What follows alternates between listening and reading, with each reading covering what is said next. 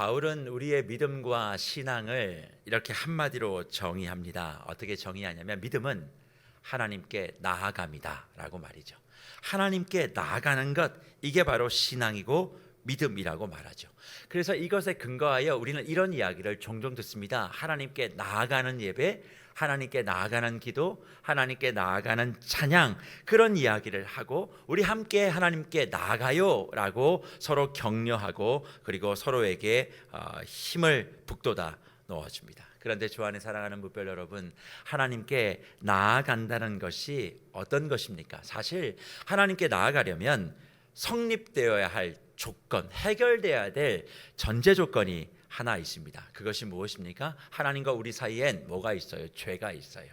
그 죄의 문제를 해결하지 않고선 하나님 앞으로 그 누구도 나갈 수가 없는 것이죠. 그래서 하나님께서는 그 문제를 스스로 해결하기 위해서 독생자 예수 그리스도를 이 땅에 보내시고 십자가에 예수 그리스도를 못 박아 죽게 함으로, 그리고 죽은 예수를 다시 부활하게 함으로 말미암아 우리 사이에, 하나님과 우리 사이에 있는 죄의 문제를 사하여 주시고 그것을 믿음으로 말미암아 하나님 앞에 서 있는 주의 자녀들에게 하나님께 나올 수 있는 특권을 허락해 주셨습니다. 그래서 우리는 예수의 이름으로 하나님 앞에 나아갈 수 있는 특별한 사람이 된 것입니다. 누구나가 하나님께 나올 수 있는 것이 아니라 예수 그리스도의 죽음의 부활하심과 그리고 보혈 흘려주심을 믿는 자들에게만 하나님 앞에 담대히 당당히 나올 수 있는 그런 특권을 허락받은 거예요. 하지만 성경은 하나님 앞에 나아감을 이 한 가지 조건을만 가지고 설명하지 않습니다. 또 하나의 하나님 앞에 나옴에 대한 조건이 있습니다. 그게 뭐예요? 성령 안에서 나아갈 수 있다, 그렇게 가르치고 있죠. 그래서 오늘 본문 에베소 2장 18절에 바울이 뭐라고 얘기합니까? 이렇게 말하죠. 이는 그로 말미암아 우리 둘이 한 성령 안에서 아버지께 나아감을 얻게 하려 하심이다, 그렇게 말씀하고 있습니다. 이 말씀이 어떤 의미냐, 이런 이야기죠. 우리가 예수 그리스도를 믿는 믿음, 예수의 뭘 믿어요? 예수 그리스도의 십자가의 죽으심과 부활하심으로 나의 죄가 해결되었다라고 하는, 그로 말미암아 우리가 예수의 자녀, 하나님의 구원받은 백성이 되었다라고 하는 것을 통하여 하나님 앞에 나아가는 것이 시작되었다는 거예요. 하나님 앞에 시작되었다, 출발되었고 시작되었으면 뭐가 되어야 돼요? 마지막이 있어야 되고 끝이 있어야 되고 완성이 있어야 되잖아요. 그러니까 예수로 말미암아 우리가 하나님 앞에 나아가는 것이 시작됐다면 이젠 성령으로 말미암아 그것을 완성시키시고 마무리하겠다, 그것이 하나님의 구원의 사역이다, 그렇게 말씀하고 있는 것입니다. 그러면 도대체 왜 예수 그리스도로 시작했으면 예수 그리스도로 마치면 되는 거지, 왜 예수 그리스도로 그 구원과 하나님의 나아감을 시작했는데 성령을 통해서 그것을 완성하신다 말씀하고 계시는 걸까요? 그것은 이러한 이유 때문에 그렇습니다. 사실 바울이 성령 안에서 하나님께만 나아갈 수 있다, 그렇게 말하고 있는 가장 구체적인 이유는요, 우리가 예배를 드리며 찬양을 드리며 기도를 하며 마음속에 가장 어려운 것 중에 이런 거 혹시 없으세요? 내 기도를 하나님이 들으셨을까? 내 예배를 하나님 받으셨을까?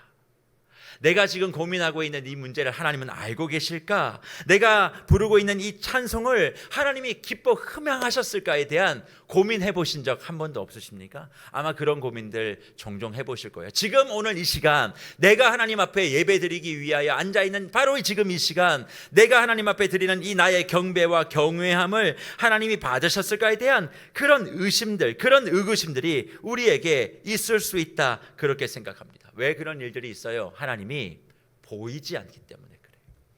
하나님이 어떤 형상으로도 우리에게 나타나 보이지 않기 때문에 내 마음 가운데 늘 의심이 드는 거죠. 이 자리에 계신지 아닌지까지도 고민되는 것입니다. 근데 참 이상하죠? 내가 기분이 좋고 모든 일이 잘 되고 그리고 또 모든 것들이 잘 풀어지는 그런 시간의 때는 하나님이 늘 나와 함께 하는 것 같아요. 일이 잘 되는 가운데 예배에 딱 앉아 있으면요, 하나님이 그냥 내 곁에서 착 붙으셔가지고 나를 그냥 안아주시고 쓰다마주시고 토닥여주시고 막 그게 느껴져요. 근데 내 삶이 안 풀어져요. 안 풀려요. 답답해요. 아파요. 힘들어요. 지쳐요. 그리고 여러 가지 모든 면에서 그냥 모든 것들이 다 버거워요. 그러면 그 순간 어떤 일이 벌어졌냐? 하나님이 나와 함께 하지 않는 것 같아요. 나를 버리신 것 같아요. 내 얘기만 쏙 빼놓고 안 들으시는 것 같아요. 그러니까 마음이 너무너무 불편해지는 거예요.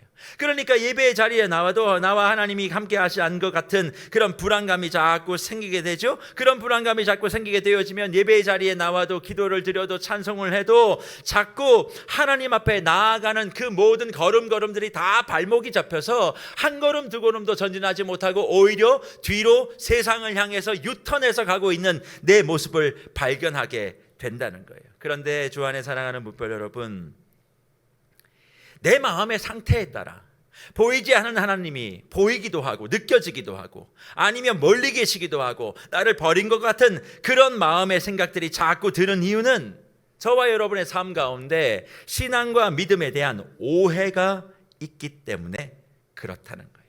어떤 오해예요? 우리는 흔히 나의 감정과 기분과 나를 둘러싼 상황에 따라서 주님을 대하는 태도, 더 정확하게 얘기하면 주님께로 나아가는 모습을 결정짓고 하나님 앞으로 나아가는 사람들이에요. 이미 결정을 해요. 내 지금 마음의 상태에 따라서, 내 감정의 좋고 나쁨에 따라서 하나님 앞에 나아가는 모습이 이미 결정이 되어 있다는 거예요. 하지만 이것은 신앙도 아니고 믿음도 아니에요.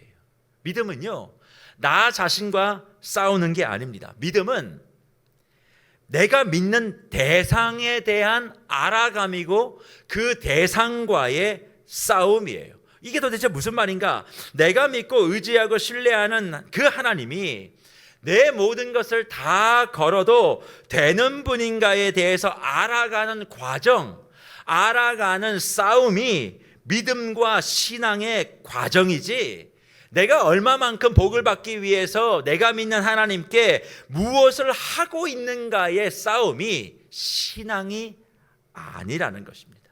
그래서 우리가 착각하는 게 뭐냐? 세뇌와 신뢰를 자꾸 착각해요. 세뇌가 뭡니까?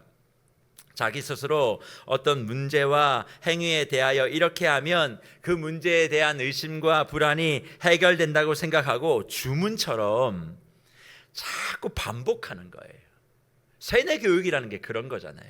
계속 자꾸 반복하고 뭐 그렇게 하면 그것이 아예 인이 박혀버리는 그런 경우, 세뇌당했다 그렇게 이야기하지 않습니까? 대표적으로 우리가 기도하며 자주 고백하는 단어가 있죠. 어떤 고백이 있습니까? 믿습니다. 믿습니다요. 근데 그냥 믿습니다 하면 안 되고 믿습니다 해야 되는 거예요. 그래야 이게 하나님 앞에서 뭔가 되는 것 같다. 그냥 믿습니다 하나님, 제가 믿어요. 이거는 별로 하나님이 안 들은 것 같고, 보이지 않으니까 하나님 앞에 내가 좀 더 뭔가 어필하려면 믿습니다의 여러 가지 버전들을 자꾸 하는 거예요. 근데 주 안에 사랑하는 무별 여러분, 믿습니다 그렇게 1000번 하면 믿어집니까? 응답이 돼요? 그렇게 그냥 믿습니다 주문처럼 그렇게 얘기하면 하늘의 문이 열리던가요? 물론 열릴 수 있습니다. 응답도 이루어질 수 있습니다. 믿어질 수도 있죠. 하지만 거기에는 뭐만 남아있어요? 행위만 남아있기 때문에 스스로를 자꾸 세뇌하고 스스로를 자꾸 그렇게 만들어서 왜 그렇게 믿는지에 대한 목적도 상실되어 버리고 결국 내가 원하는 목적을 이루기 위한 주문으로서의 믿습니다만 남는 거예요. 그래서 믿음과 기도는 그런 게 아닙니다. 내가 원하는 것 주문처럼 계속 반복하고 그래서 나를 자꾸 거기에 동화시키는 것, 그게 믿음이고 그게 기도가 아니라, 기도는 뭐냐면 강청하는 거예요. 하나님이 나에게 주신 특권, 예수 그리스도로 말미암아 하나님께 나아감을 시작하게 하셨으니까 그 시작함의 특권을 가지고 하나님 앞에 나가, 주님 내가 이거 필요합니다 강청하는 거죠. 감사의 깃발을 들고 항복의 깃발을 들고 그리고 강청의 깃발을 들고 향하여 하나님께 강청해요. 그러면 그 다음에 뭘 해야 되느냐? 거기서 끝나는 게 아니라 그분의 응답을 기다리는 과정이요, 그분의 응답을 기다리는 싸움이요. 내가 원하는 시간에 응답이 되지 않아도 내 하나님은 나를 사랑하신다라고 하는 그 특권과 관계에 근거해서 하나님의 응답을 기다리는 싸움까지, 과정까지 믿음이고 그것이 기도라는 것을 우리는 받아들이지 않는 거예요. 그러니까 오해만 자꾸 쌓이고 뭔가 내가 뜻한 바대로 되면 축복이고 안 되면 저주라고 하는 이원론적인 생각을 가지고 신앙생활 하시는 분들이 얼마나 많은지 모릅니다. 그래서 다시 이 시간 정리하셔야 돼요. 뭐예요? 나의 믿음과 기도를 정리하실 때 믿음과 기도는 내가 믿는 하나님에 대한 확신과의 싸움이에요. 확신과의 싸움이에요. 우리는 하나님을 믿는다고 하지만 의심할 때가 더 많아요. 그 의심을 물리치는 싸움, 그게 믿음과 기도예요. 그리고 그분이 어떤 분이신지를 매일 알아가는 거예요. 믿음은 알아가는 거예요. 기도는 알아가는 거예요. 하지만 많은 묵별들이 기도를, 믿음을 내가 원하는 것을 들어줘야 되는 어떤 통로, 주문, 그런 것으로 자꾸 인식하고 그것을 대하다 보니까 어떻게 해요? 내가 지금 어떤 모습으로 그거를 해야 응답이 결정된다라고 착각하게 되는 거예요.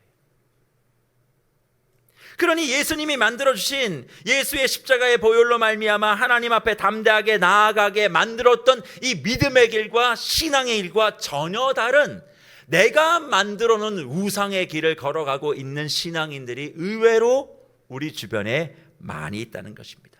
그래서 혹시 지금 예배의 자리에 계시면서도 하나님이 보이지 않고 느껴지지 않아서, 혹은 지난날에 내가 이런 모습 저런 모습인데 하나님이 받아주실까, 이 문제가 있고 저 문제가 있고 이런 마음의 감정이 지금 있는데 차라리 이럴 거면 집에서 잠이나 잘걸, 내가 뭘 고생해서 여기까지 와서 이렇게 예배의 자리에 앉아 있나 라고 생각하시는 분들이 있다면 나에게 맞췄던 초점과 시선을 이제 누구로?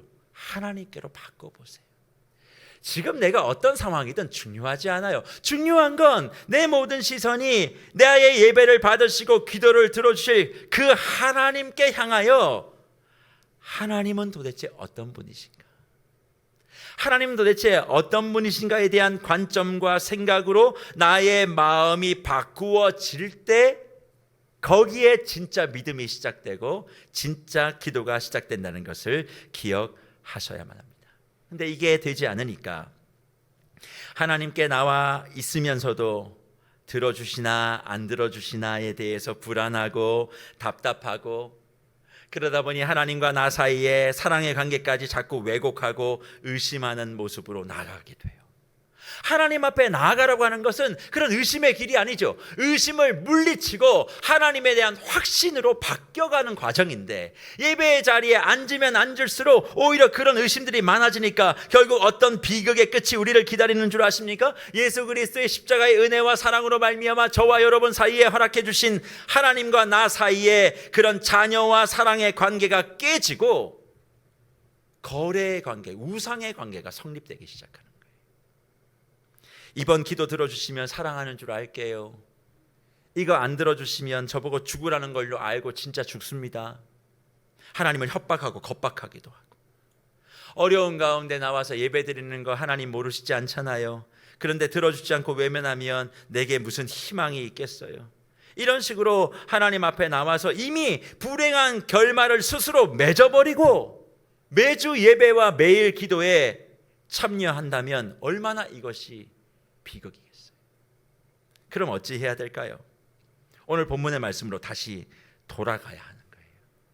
하나님 앞으로 나아가는 예배와 그 기도, 예수 그리스도의 십자가의 보혈과 부활로 말미암아 구원의 사역을 시작하게 한 저와 여러분에게 그 구원의 사역, 하나님 앞으로 나아감을 완성하기 위하여 하나님이 우리에게 준 축복이 있어요. 그게 뭐예요? 예배와 기도와 너의 모든 믿음의 전 과정을 너 혼자 하지 않고 누구와? 성령과 함께 하게 했다라고 하는 이 사실을 기억하셔야 되는 거죠. 그래서 신앙생활은요, 믿음 생활은요, 예배 생활은요, 기도 생활은요, 나 혼자 하는 사역이 아니에요. 성령과 연합하는 사역이에요. 성령님과 함께 콜라보하는 사역이에요. 그래서 예수를 구주로 고백하면 나에게 허락되어진 그 성령이 나와 함께 하셔서 24시간 내 평생을 동고동락해 주시는 줄 믿습니다. 그 성령이 내게 내주하시면 어떤 일이 벌어지는 줄 아세요? 우리가 강청하면 아버지가 좋은 것을 주신다 그랬잖아요. 그 좋은 게 뭐예요? 성령이에요. 그럼 성령이 내게 들어오면, 성령이 나와 함께 하시면, 예수를 믿음으로 말미암아 이미 우리 안에 거하시는 성령이 더 강력하게 역사하셔서 하나님께로 나아가는 이 사역을 힘있게 감당하게 되어지면 저와 여러분의 삶 가운데 어떤 일이 벌어질까요? 어떤 능력이 나타날까요? 다른 능력이 나타나지 않고 이런 능력이 나타납니다. 하나님이 어떤 분이신지를 더 잘 알게 되어지는 거예요. 성령이 하나님을 설명해 주시기 시작하는 거예요. 하나님이 지금 우리의 일상과 특별한 일들에 대하여 어떤 생각과 어떤 마음을 갖고 계시는지 성령께서 저와 여러분을 알게 해주시는 거예요. 지금 하나님의 관심이 어디에 있고 또 무엇을 하시려고 하시는지, 너를 통해 어떤 일을 하려고 하시는지에 대한 모든 것들을 우리의 마음과 생각을 감동시키셔서 해석해 주시고 우리의 예배와 기도까지 인도해 주신다는 것입니다. 그러니 사랑하는 묵별 여러분, 지금 그 성령이 저와 여러분의 마음을 주관하고 계신다면 하나님을 더 알아가셔야만 해요. 그 하나님을 알아가는 기쁨 때문에 이 예배의 자리에 있는 겁니다. 그리고 하나님을 알아가면 알아갈수록 뭣도 알게 되어져요. 하나님을 향하여 우리가 어떻게 할 수 있는지도 발견하게 됩니다. 어떻게 할 수 있어요? 자녀가 부모에게 필요한 걸 달라고 할 수 있다 그랬죠. 그러니까 답답하면 화도 낼 수도 있습니다. 응석을 부릴 수도 있어요. 하나님을 향해 소리 지를 수도 있어요. 그래서 제가 가끔 우리 성도님들에게 그런 이야기를 하죠. 어떤 이야기를 하냐면, 사실 남 욕하고 사는 거 참 하면 안 되지만 남 욕하는 거 참 좋아요. 재밌어요. 그렇죠? 근데 그거 안 하려고 하면 굉장히 또 스트레스 받는 분들이 계세요. 근데 남을 향한 욕이 기도가 되는 방법이 있어요. 그게 뭔 줄 아세요? 하나님 앞에서 욕하세요. 하나님 앞에서. 사람 앞에 욕하지 말고 하나님 앞에 욕해요. 그러면 그 욕이 기도가 되는 거예요. 우리의 인생을 어떤 문제든 하나님 앞에 가지고 나와서 그 하나님이 나를 해석해주고 그것을 풀어내는 것을 경험하게 되어지면 우리 예수 그리스도로 말미암아 시작된 하나님께 나아가는 구원의 그 과정들이 완성되어지는 그런 은혜를 맛보게 된다, 그렇게 말씀하고 있지 않습니까? 그러니 어떤 표현으로든 어떤 방식으로든 하나님을 향한 시선과 마음만 정확하다면 성령의 역사 속에서 우리는 예배하고 기도할 뿐이에요.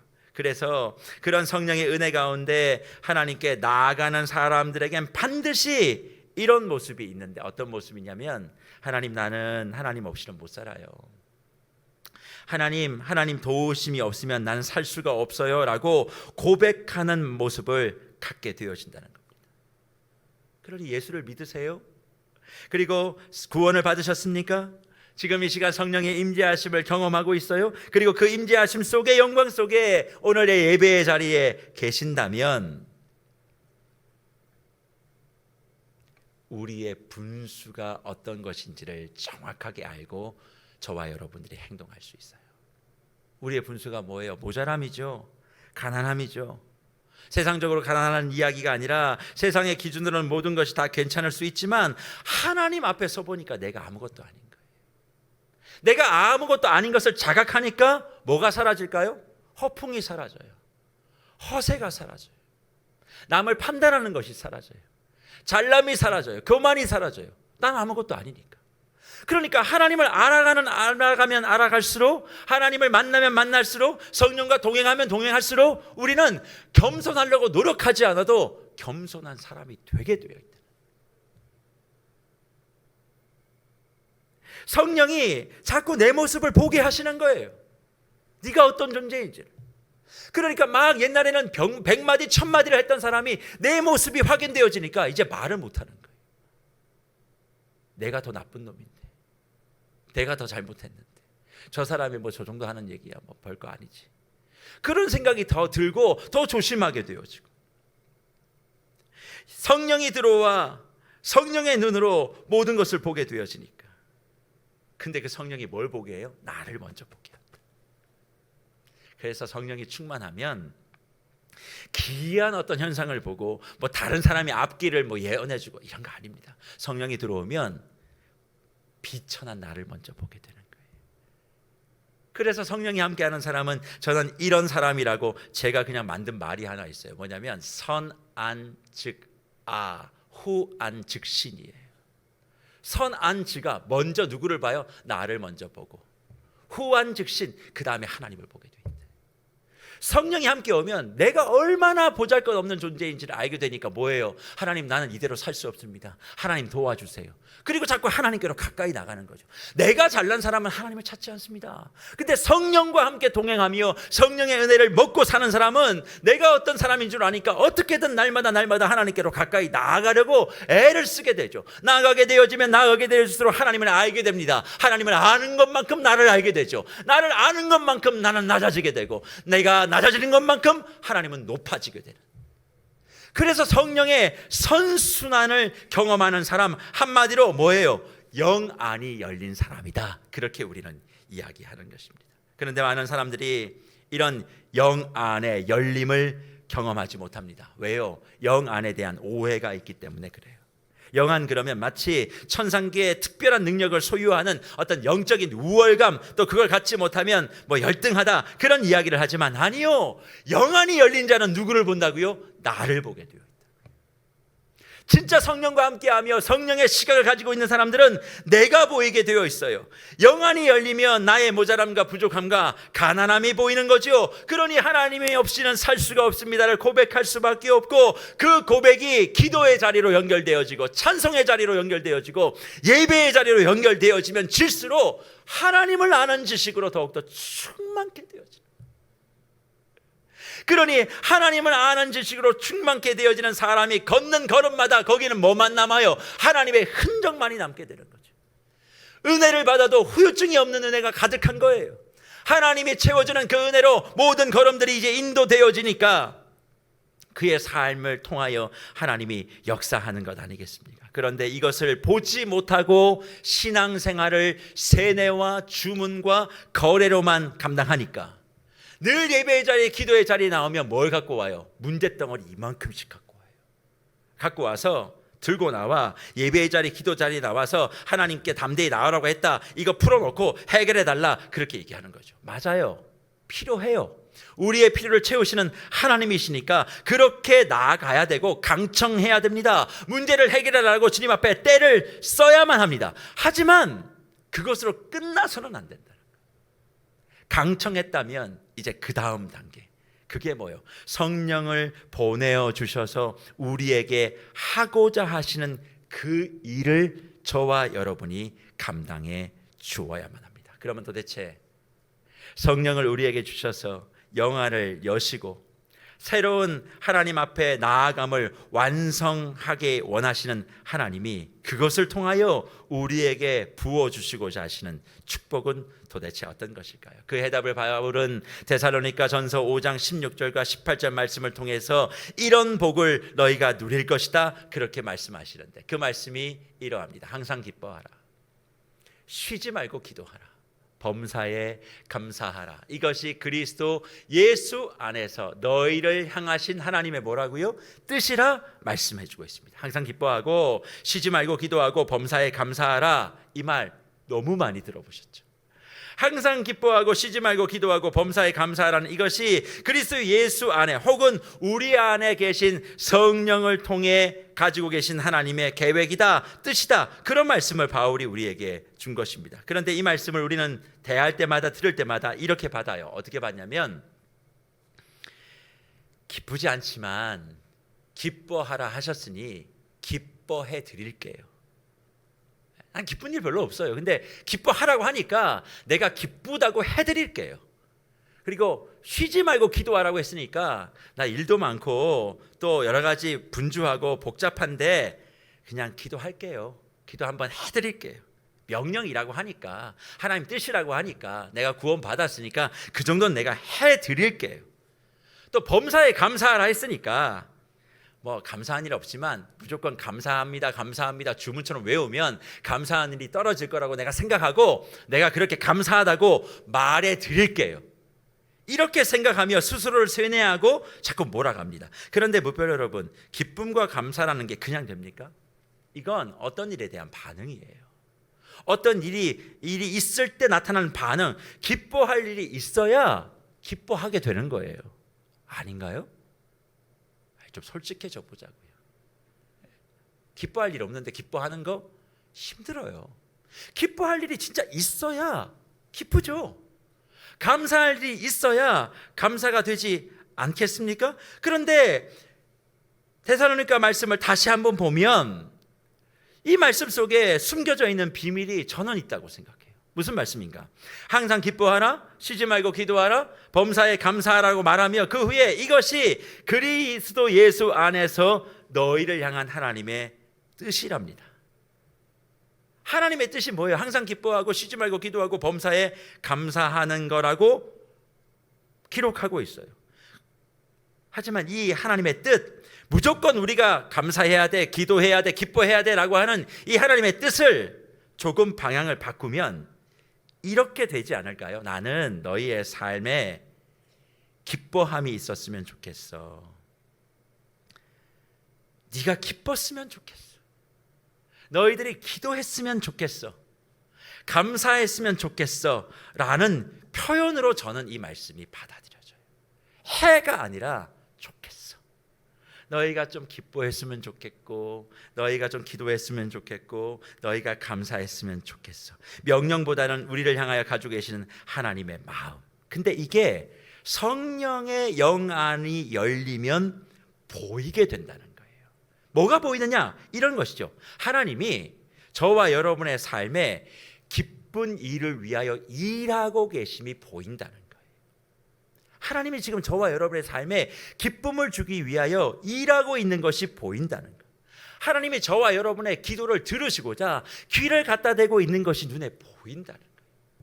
하나님이 저와 여러분의 삶에 감사할 거리들이 많아질 수 있도록 신실하게 움직이고 계심이 성령과 함께하는 예배의 자리, 기도의 자리, 찬양의 자리에서 보이니까 그게 보는 사람은 항상 뭐 할 수 있어요? 기뻐할 수 있다.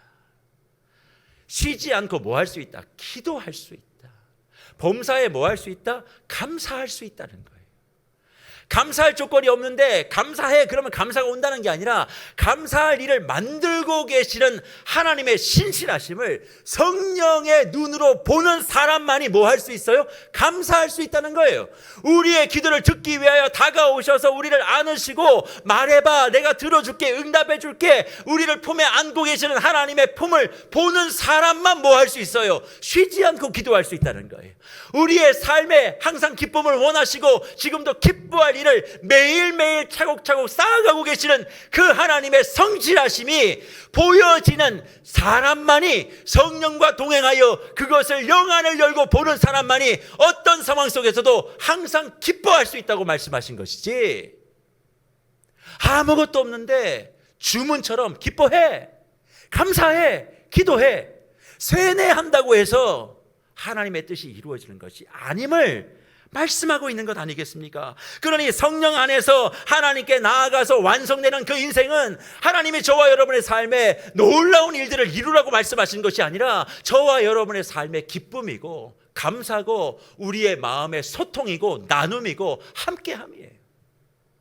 이게 하나님 앞으로 나아가게 하기 위하여 예수를 십자가에 못 박아 우리를 자녀 삼으시고 강청의 특권을 주셔서 하나님 앞으로 나아감을 완성하도록 성령과 동행하게 하시고 그 완성이 될 때까지 이 땅을 살아가게 하는, 무엇으로? 믿음으로, 무엇으로? 예배로, 무엇으로? 기도로, 무엇으로? 우리의 신앙생활로 살아가게끔 저와 여러분을 인도하고 있는 것임을 믿으시기를 축복합니다. 그러니 주 안에 사랑하는 무별 여러분, 예수를 믿어 구원을 받았다면 하나님 앞에 나아가는, 당당하게 나아가는 그 특권을 부여받았다고 강청하는 것으로 머물러 계시면 안 됩니다. 이제 그 강청함을 완성시키는 자리까지 나아가셔야 돼요. 떼쓰는 기도 일주일 동안 열심히 하셨죠? 앞으로도 계속 하십시오. 강청하세요. 하지만 강청에 머물러 계시면 안 되고 성령과 함께 하나님 앞에 나아감의 완성을 마무리 지어야 되는 줄 믿습니다. 구원받은 조건으로 만족하지 마시고 성령과 한 걸음 두 걸음 더욱더 나아가 하나님 앞으로 완전히 나아가 서시는 저와 여러분이 되시기를 축복합니다. 그게 뭡니까? 성령의 안목으로 나를 해석하고 내 인생을 해석하고 내 주변을 해독하고 성령의 시각을 가지고 나의 모든 걸음걸음 하나, 그리고 내 주변의 모든 일어나는 일들 하나하나를 다 살펴내며 주님의 마음을 가지고 움직여 가시는 하나님의 손길을 바라보는, 세상 사람들이 볼 수 없는, 성령과 동행하는 사람만이 볼 수 있는 그 시각을 갖고 항상 기뻐하고 쉬지 말고 기도하고 범사에 감사하는 인생을 살아가는 것, 이것이 저와 여러분을 구원해 주신 하나님의 뜻임을 믿으시기를 축복합니다. 그러기에 지금 이 시간 성령이 저와 여러분에게 주시는 마음을 외면하지 마세요. 성령이 저와 여러분에게 주시는 마음을 외면하지 마세요. 그냥 모든 것이 안 된다고 덩그러니 있지도 마세요. 그래서 이런 이야기 혹시 들어보셨습니까? 어떤 사람이 길을 가다가 산행을 가다가 절벽에 떨어졌대요. 그래서 안 살아야 되니까 뭐 하나를 탁 잡았는데 뭘 잡았을까요? 나뭇가지 하나를 잡은 거예요. 그러니 그 다음 어떻게 해요? 살아야 되니까 살려주세요, 거기 사람 없어요, 막 소리 질렀어요. 근데 아무도 없는 거죠. 그러니 그 사람이 그때 뭐 하기 시작했냐? 기도하기 시작했대요. 하나님 살려주세요. 그러니 하늘에서 하나님이 말씀하셨대요. 내가 너를 살려주겠다고. 하나님 어떻게 나를 살리시겠어요? 그렇게 물어보니까 하나님이 뭐라고 말씀한 줄 아십니까? 네가 붙잡고 있는 그 가지를 놓아라. 손을 놓으라고 한 거예요. 손을 놓으면 내가 너를 살리겠다. 그러니 이 사람이 어떻게 했을까요? 그걸 놓지 않고 이렇게 외쳤답니다. 거기 사람 없어요, 나를 좀 살려주세요. 하나님이 살려주겠다고 응답해도 내가 원하는 방식이 아니면 다시 기도하고 다시 주문해오고 있는 성도들이 우리 주변에 얼마나 많은지 몰라요. 성령이 지금 말씀하셔도 내가 원하는 음성이 아니면 외면하고, 성령이 해석해줘도 내가 원하는 방법이 아니면 무시하고, 예수를 십자가에 못 박아 우리에게 강청의 특권을 주고 자녀의 특권을 줘서 하나님 앞으로 완전히 나아가도록 성령까지 공급해 주셨는데, 동행하게 해주셨는데 성령을 잠잠하라 명령하며 내가 원하는 답이 나올 때까지 나는 때를 쓰겠다, 이런 이야기를 하시는 분들 아니요. 오늘 이 시간 저와 여러분의 삶에 다시 한번 강청의 성령의 안목과 영안이 더하여짐으로 말미암아 하나님 앞에 나아가는 그 완전함을 완성하는 저와 여러분이 되시기를 간절히 축복합니다. 기도도 마찬가지예요. 성령의 음성을 들으세요. 성령이 나에게 지금 말씀하시는 게 있어요.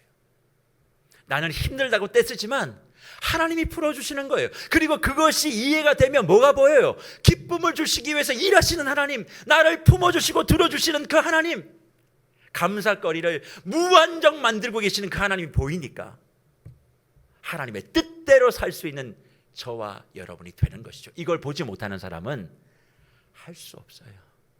듣는다고 세뇌당한다고 이걸 누릴 수 있는 게 아니에요.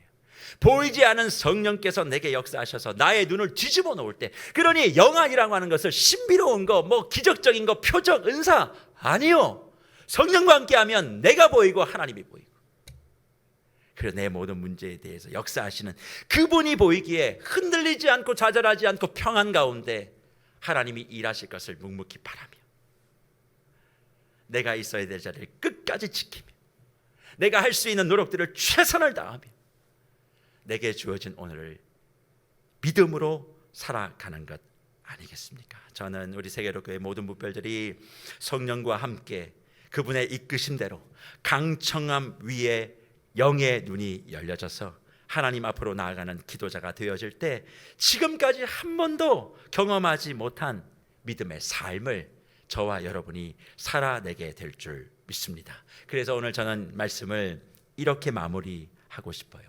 나태주 시인의 책 일부분을 제가 인용하며 오늘 말씀을 결론 지어보려고 하는데요. 나태주 시인의 에세이 중에 어른이 된다는 것이라는 책이 있습니다. 그 책의 내용을 좀 설명을 좀 드리면 이런 내용이에요. 나태주 시인이 오랫동안 알고 있었던 후배 시인의 그 아버지에 대한 이야기를 지금 기록하고 있습니다.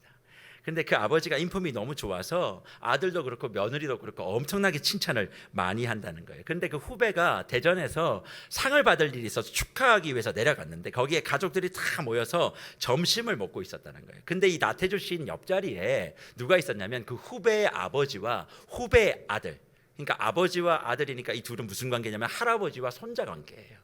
이 둘이 이제 밥을 먹고 대화하는 것을 이제 듣게 됐다는 겁니다. 그런데 손주가 음식을 남기면서 딱 수저를 내려놓으니까 할아버지가 그 손주에게 이렇게 얘기했다는 거예요. 왜 밥맛 없으셔? 할아버지가 손주에게. 그러면서 그러지 말고 더 드셔, 그렇게 얘기했다는 거죠. 그러니까 이 말을 들었던 나태주 시인이 되게 충격을 받은 거예요. 이건 할아버지와 손자 여법이 아니라 친구 사이에 하는 말이고 점잖게 상대를 좀 높여서 하는 말인데 할아버지가 손주에게 그런 말을 한다는 게 너무 충격이었다는 거죠. 근데 그 말을 들었던 손주가 그 할아버지에게 밥맛이 없어요, 그만 먹을래요? 라고 얘기하면서 굉장히 공손하고 부드럽게 그렇게 이야기를 했다는 겁니다. 사실 그런 대화를 들었을 때 나태주 시인은 그 후배가 아버지에 대한 얘기가 그냥 농담으로 하는 얘기인 줄 알았고 또 손주와 그렇게 장난치는 건 줄 알았는데 가만히 들어보니까 이게 일상의 대화더라는 거예요. 그 대화를 계속 듣고 난 다음에 그 글을 뭐라고 기록했느냐, 제가 그대로 한번 읽어드리겠습니다. 나이 먹는 건 쉬울 수도 있다. 하지만 어른이 되기 위해서는 자꾸 젊은 쪽을 바라보고 어떻게 저 아이들한테 도움을 줄까, 저 아이들하고 공존할까, 그런 생각을 해야 한다. 어른은 그냥 되는 게 아니다.